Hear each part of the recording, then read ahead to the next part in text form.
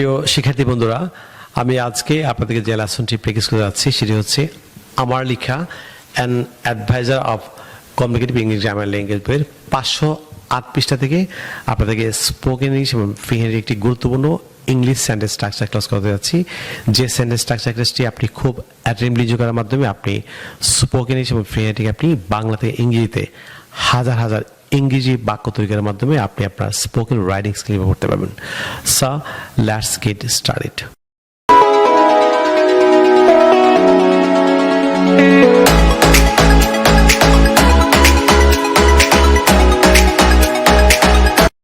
Viewers, আপনারা যারা আমার লেখা an adviser of communicative English grammar language বইটি সংগ্রহ করেছেন, আপনি এই মুহূর্তে 508 পৃষ্ঠা করে চর্চা করুন। তাহলে আপনি খুব সহজে লেসনটি শেখার মাধ্যমে আপনি বাংলাতে ইংরেজিতে অসংখ্য বাক্য তৈরি করতে পারবেন। যারা বই সংগ্রহ করেন নিয়ে কোনো সমস্যা নেই, আপনারা ভিডিওটি স্কিপ না করে শুরু থেকে শেষ পর্যন্ত আমাদের সঙ্গে থাকুন। তাহলে আপনি খুব সহজে লেসনটি শেখার মাধ্যমে আপনি অসংখ্য বাংলাতে ইংরেজি বাক্য তৈরি করতে পারবেন। লক্ষ্য করুন 508 পৃষ্ঠায় যেমন দিন, তারিখ, মাস, বছরের ক্ষেত্রে দ্যাট এর ব্যবহার। আমি আবার বলছি, দিন, তারিখ, মাস, বছরের ক্ষেত্রে দ্যাট এর ব্যবহার। যেমন যেদিন, যে তারিখ, যে মাস, যে বছর ইত্যাদি ক্ষেত্রে দ্যাট এর স্ট্রাকচারটি হবে প্রথমে দা, TH, দা প্লাস দিন হলে ডাই, DAY, ডাই। অনেকে আমরা এটিকে ডে প্রনাউন্স করি বাংলাদেশে, DAY, ডে।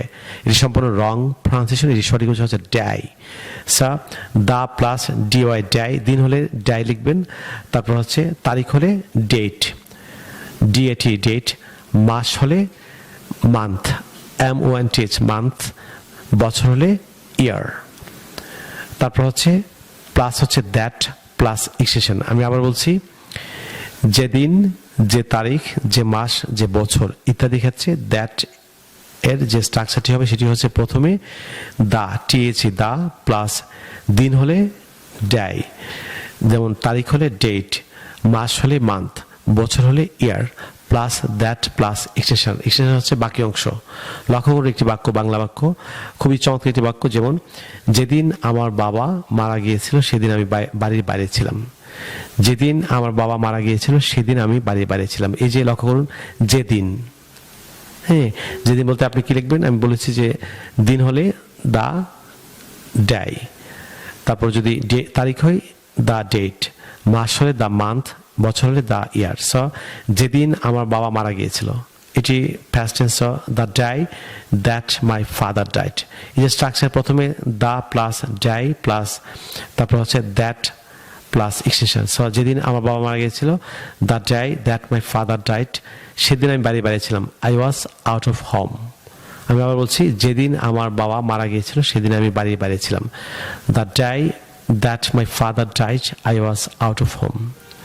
পরের বাক্যটি লক্ষ্য করুন, যে মাসে বাংলাদেশ স্বাধীন হয়েছিল সেটি ছিল ডিসেম্বর।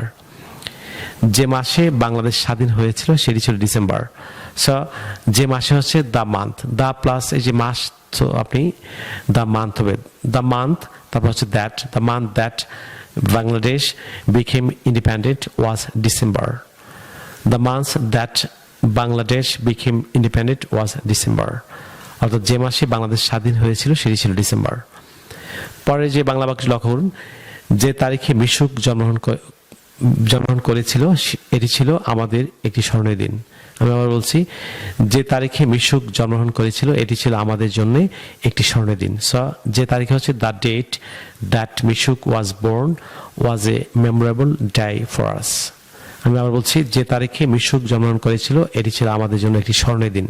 আপনি বাক্যটি কিভাবে বাংলাতে ইংরেজি করবেন? সো যে তারিখে হচ্ছে the date that Mishuk was born was a memorable day for us. যেমন যে বছর আমার দাদা মারা গিয়েছিল আমার বাবা বাংলাদেশে ছিল না। যে বছর আমার দাদা মারা গিয়েছিল আমার বাবা বাংলাদেশে ছিল না। সো যে বছর হচ্ছে the year that my grandfather died, my father was not in Bangladesh. আমি বলছি, the year that my grandfather died, my father was not in Bangladesh. আপনি দিন, তারিখ, মাস, বছরের ক্ষেত্রে দ্যাট ব্যবহার করে আপনি এরকম অসংখ্য বাংলা থেকে ইংরেজি বাক্য স্পোকেন রাইটিং তৈরি করতে পারবেন। প্রিয় শিক্ষার্থী বন্ধুরা, আপনারা যদি ইংরেজি ভাষার প্রত্যেকটি স্কিল দক্ষ হচ্ছেন, for example English grammar, listening, speaking, reading, writing, British and American accent এবং ফ্রি হ্যান্ডরাইটিং এবং ভোকাবুলারি দক্ষ হচ্ছেন, আপনারা আমার লেখা 704 পৃষ্ঠার an adviser of communicative English grammar language বইটি ফলো করতে পারেন। এই বইটিতে চলতি বছর 2022 সালে দুটি নতুন চ্যাপ্টার যুক্ত করা হয়েছে। একটি হচ্ছে ব্রিটিশ আমেরিকান অ্যাকসেন্ট আর অপরটি হচ্ছে ফ্রি হ্যান্ড রাইটিং।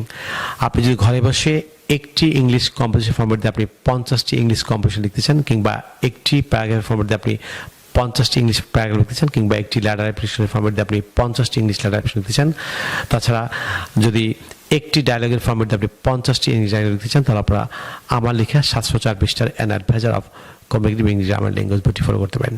বাংলাদেশে পাঠকরা যদি বইটি আমাদের কাছে সংগ্রহ করতে চান, তাহলে আপনারা চাইলে আমাদের বিকাশ নাম্বার লিখে দিতে পারেন। আমাদের বিকাশ নাম্বার হচ্ছে 01722650680, অর্থাৎ 01722650680।